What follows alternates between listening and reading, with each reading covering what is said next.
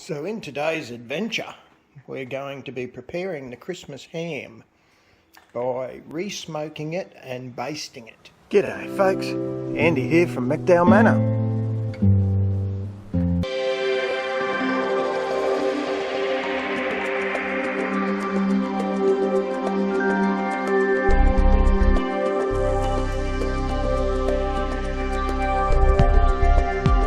So the ham I bought is actually ready for cooking. It's been for eating. It's been cooked and it's been smoked. It looks like only once. I'm going to re-smoke it because I want to bake it anyway, and I want it glazed with that nice sticky mango glaze, which I prepared earlier. And the wood chip I'm going to use is apple wood, which apparently is fruity mild.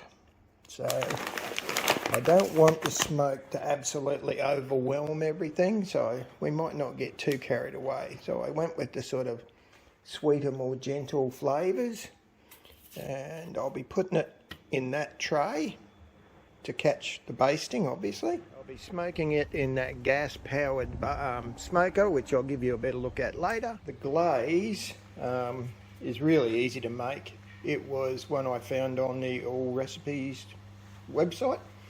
It's half a cup of mango chutney mixed with half a cup of Dijon mustard, an eighth of a cup of orange juice. If you want, you can put cinnamon in there. I didn't bother.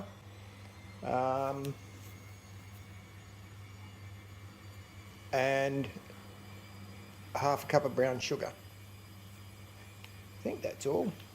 Anyway, all you got to do is look up mango glaze on the All Recipes website and you'll find it.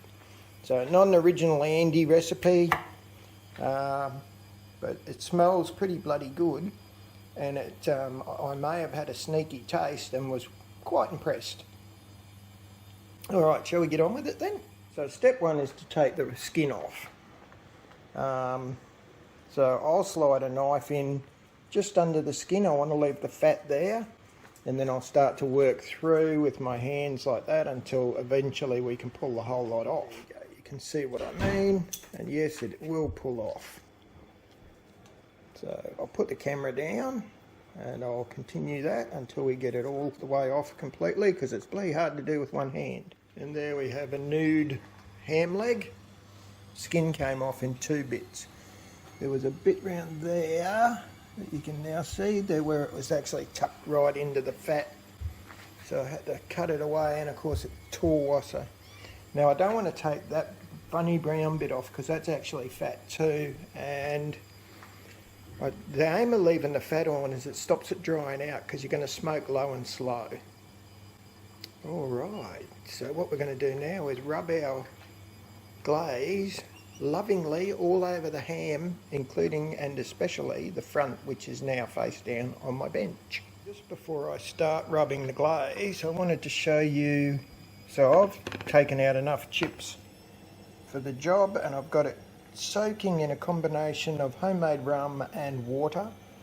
Now it might be an old wives' tale, but the reason you do that apparently is A, for the flavour, and B, being wet, the wood should smoke a little bit more than it otherwise might. That's the name of the game. I've dumped a fair bit of glaze on the pan, and I'm going to put the face down on that, and then I'll score the backside where there's a lot of fat. The idea of scoring, and I'll do this side too, is to give it ridges and stuff for the glaze to sit in. Now I'm actually going to reapply that base several times as we go through the smoking process. That's no problem because I've got plenty of it. Ooh, that looks alright. Stay strong, Andy. Stay strong, mate. Don't get into it. So what I've done is taken the top shelves out. Just shoved them over there. That's where the wood chip goes. And this will get a bit of a clean, and it'll be two-thirds filled with water. That also helps keep the moisture content up in whatever you're smoking. Wood chips are evenly distributed. We're just going to put their lid on.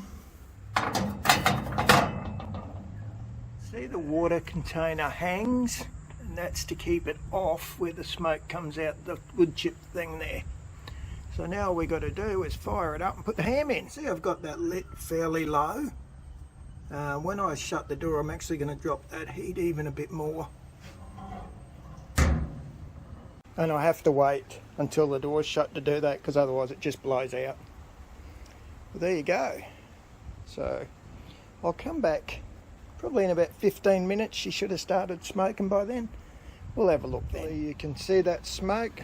It's really just sort of started getting a bit better. That'll get quite thick as time goes on. And in Celsius centigrade, my aim is to drop that down to about 100. The fire actually went out, so I turned it up a bit just to get it going. And now she's going. I've turned it back down. You can see already that smoke, well, you should be able to with a bit of luck, is getting much thicker already. So we're in business, folks. Smells bloody great. So I will put the link to that that glaze, mango glaze, down below. There's quite a lot of them. You'll find them all over the place, but I'll give you a link anyway, because I know a lot of times people like to see recipes. So I'm sitting here on this couch watching the smoker in the cool. My mate Benny's beside me. Oh, there goes Bob. Hey Bob. He's exploring, obviously wants in. So the first lot of smokes died right down. It's about half an hour later. I'm going to put another batch of chips in, and I'm also going to do a baste, a quick rebaste. You see the fat is rendering down, and those cuts are all opening up, and I'm about to baste it with a fresh lot of baste.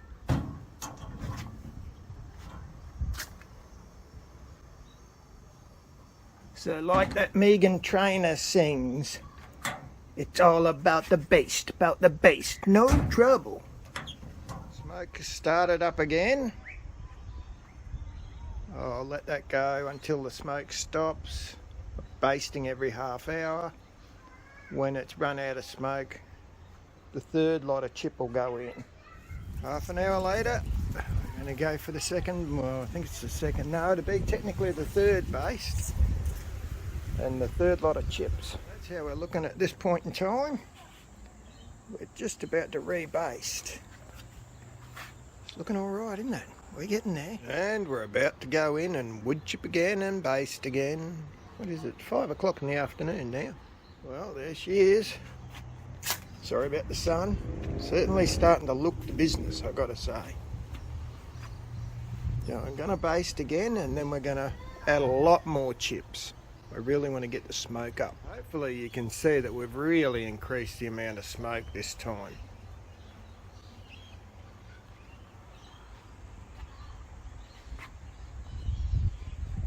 Really want to get a bit of darker colour on that ham if I can pull that off. So it's 6:30 and all I'm pretty much doing is stirring the coals in the bottom to get it pretty much done.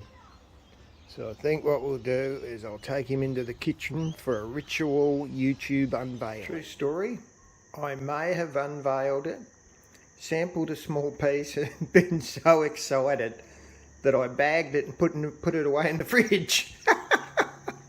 I'll unwrap it and show you. A 3.5 hour slow bake, triple or quadruple smoked ham.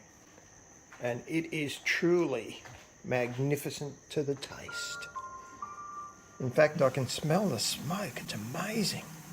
Really moist. It really did stay extremely moist, which was exactly what I wanted. There you go, folks. I'll clean the smoker tomorrow. It's getting dark now. Hopefully you enjoyed seeing how we prepare our Christmas ham, baked Christmas ham here at the Manor. Feel free to hit the subscribe button if you enjoy this kind of random antics, and follow along. Alright folks, you have a good one, eh? I won't see you before Christmas, so have a very Merry Christmas to you and all yours. And most of all, try and have a safe New Year for me, eh? I'd like you all back at the next year. Roo-roo!